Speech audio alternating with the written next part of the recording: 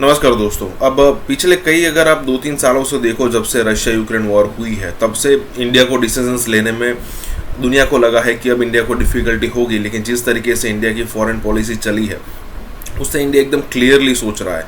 हालांकि कई सारे डिसीजंस ऐसे हैं, अगर आप उस पर ध्यान से सुनो, उसको ध्यान से देखो तो आपको लगेगा कि भाई ये सारे रिजल्ट्स तो या फिर ये सारे डिसीजंस लेने में बहुत दिक्कत हुई होगी अगर आप जियोपॉलिटिक्स को थोड़ा भी जानते हो तो। लेकिन इतना इजी लगा है, मतलब कि हमारे फॉरेन डिपार्टमेंट की तरफ से, फॉरेन मिनिस्ट्री की तरफ से, जैसे रशिया और यूक्रेन की वॉर, हम न्यूट्रल रहे, हम ना इधर रहे ना उधर रहे, और इसीलिए दुनिया को लगता था कि हम रशिया की मदद कर रहे हैं। अब यहाँ पर भी यही है इसराइल और हमास वाली सिचुएशन में कि हम हमास को बिल्कुल सपोर्ट नहीं करते, हम हमास को तुरंत कंडम कर दिया। अगर पहले होता, अगर मान लीजिए 10 साल पहले वाली गवर्नमेंट होती तो वो न्यूट्रल रहने की ट्राई करती, 10वें 12वें नंबर या फिर 50वें नंबर पर कहती कि नहीं, ये टेररिज्म स्टॉप होना चाहिए। जैसे इंडिया ने यहाँ पर तो मोदी सरकार ने सबसे पहले कह दिया था। तो यही बात हो रही है। इसी के साथ ये वीडियो शुरू करते हैं। भारत कहाँ खड़ा हुआ दिखाई दे रहा है? डॉक्टर जयशंकर भी मीटिंग्स कर रहे थे। देखिए, भारत जो है वो दरमियान का उनका रास्ता है, वो हमास को सपोर्ट नहीं करते, फलस्तीन के साथ उनकी फीलिंग्स हैं। मोदी साहब पहले प्राइम मिनिस्टर थे जो 2017 में 2017 में पहली दफा उन्होंने इजराइल का दौरा किया। रिसोर्स के ऊपर पैसा लगाया जाए, ह्यूमन इक्विटी के ऊपर पैसा लगाया, वो भारत कर रहा है। और दूसरा है कि वो मुसलसल अब इज्तनाब कर रहा है जंगों में इन्वॉल्व ना किया जाए। ये जिहाद के नारे वहां पे नहीं लग रहे हैं, जिहाद के नारे मेरी मादरे मिलत में लग रहे हैं। वो तरक्कियों पर हैं, डिप्लोमेटिकली नहीं। G20 आपने देख लिया, बल्कि मैं अक्सर ये कहता हूं, जो मैं दुख के साथ, कि लाहौर से 100 किलोमीटर के फासले पे दुनिया कुछ और है, लोगों की सोचें कुछ और है। वहां पे दुनिया इकट्ठी हो रही है और तरक्की की देखा जा रहा है कि तरक्की किस तरह करनी है, चाहे डिप्लोमेटिकली या फाइनेंशियली या टेक्नोलॉजी वाइज। तो मेरे ख्याल में भारत का future is strong. Doctor Jaishankar diplomatically is very mature statesman. वो अपना असर और सूख इस्तेमाल करेंगे। और मेरे ख्याल में जो माजी में अगर देखा जाए तो भारत जो है बड़ा थिन लाइन के ऊपर अपनी डिप्लोमेसी को लेकर चल रहा है। पार्टी किसी का ग्रुप का हिस्सा कोशिश करते हैं वो ना बने।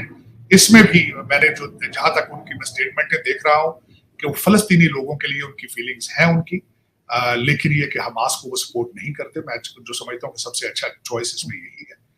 फिलहाल अगर देखा जाए तो ज्यादातर इस्लामिक जो कंट्रीज हैं, they are not supporting Hamas. दूसरा मजाक जो है, हमारे फॉरेन मिनिस्टर साहब ने कहा है कि हम यहाँ से चीजें भेजने के लिए तैयार हैं, हम इमदाद करना चाहते हैं फलस्तीन।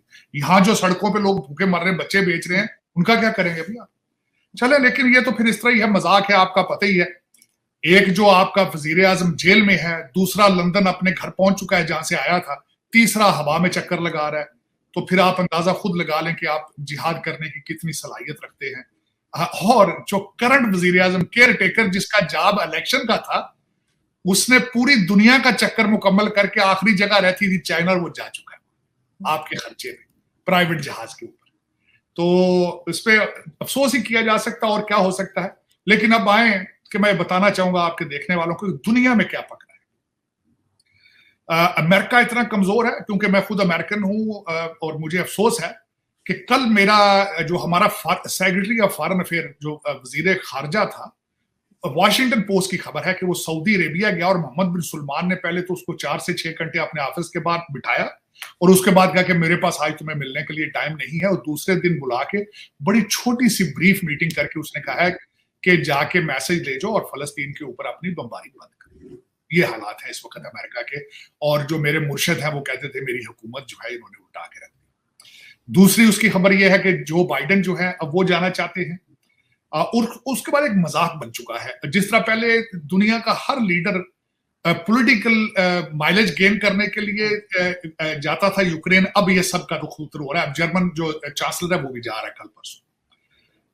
दूसरा जर्मनी के हवाले से याद आया, वहां पे इस वक्त उर्दन के जो किंग हैं वहां, वो शाह, वो वहां बैठे, उन्होंने स्टेटमेंट दी है कि हम ना फलस्तीनियों को ना जॉर्डन में लेंगे। इजिप्ट वालों ने पहले रिफ्यूज कर दिया है।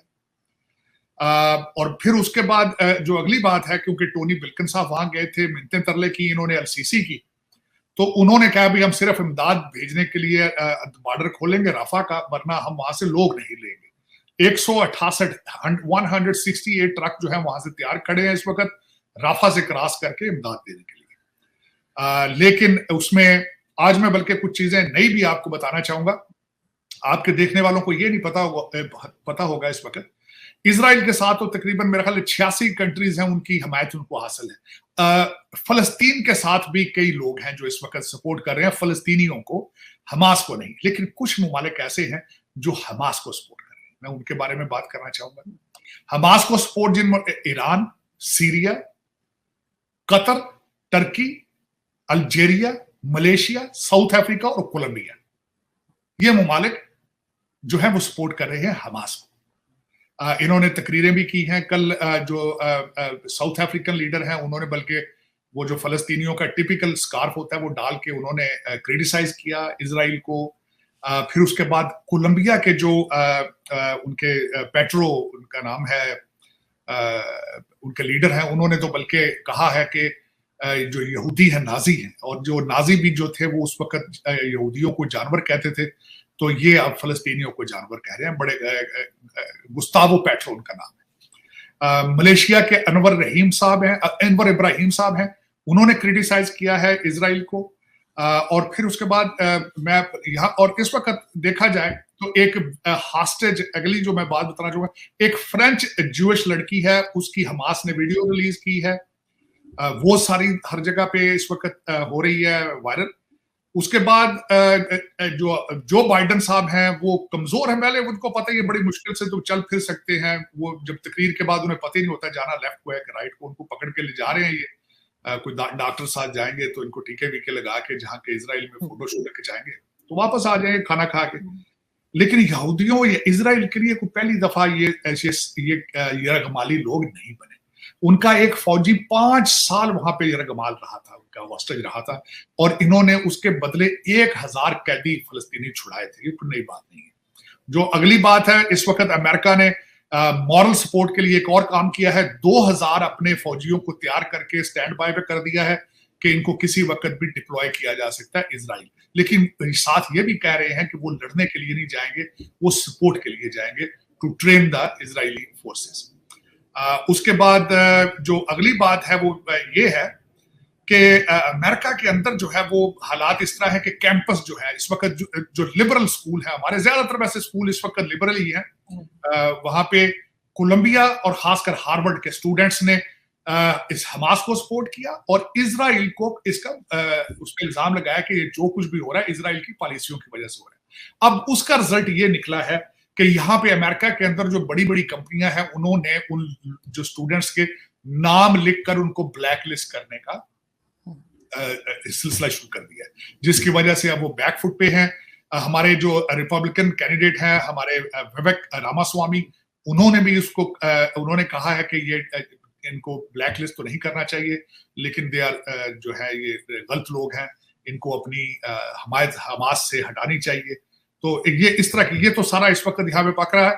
लेकिन दूसरी साइड पे देखा जाए तो इजराइल जो है वो अपनी ग्राउंड इन्वेजन की बिल्कुल तैयारी कर रहा है, बिल्कुल इसके आसपास है। पाकिस्तान के अंदर मैंने आपको बताया है कि जो ये गिरह लगा रहे हैं फजलुर रहमान साहब अपने हाथों से, स्टेट ऑफ पाकिस्तान को अपने दांतों से ये गिरह खोलनी पड़ेगी। वो क्यों?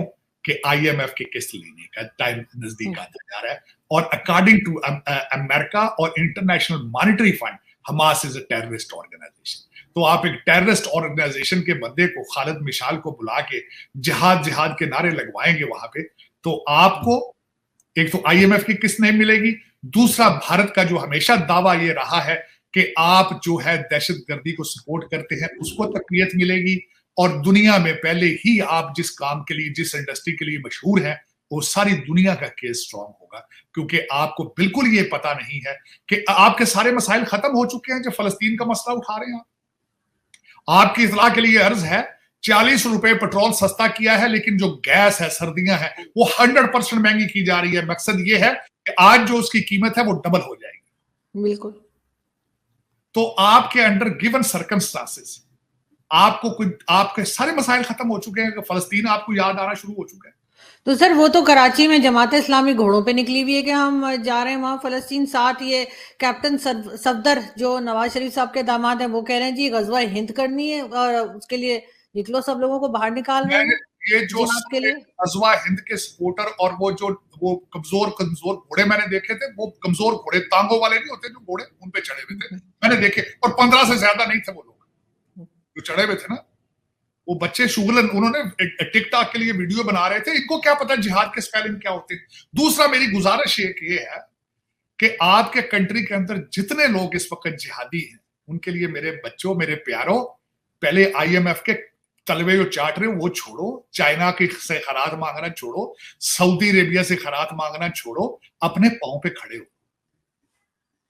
अपने पांव पे खड़े हो नहीं सकते हो, लेटे हुए हो, और यहां से तुम कहते हो जिहाद करना। कैसी बातें कर रहे हो यार? पता है आपने माजी में जिहाद किया, आपने मुगलों के खिलाफ जिहाद किया था, आपने ब्रिटिश के खिलाफ जिहाद किया था, आज आप जिहाद कर रहे हो अपनी जहालत के खिलाफ और गुर्बत के खिलाफ। करो जिहाद, अगर करना है तो उसके खिलाफ करो।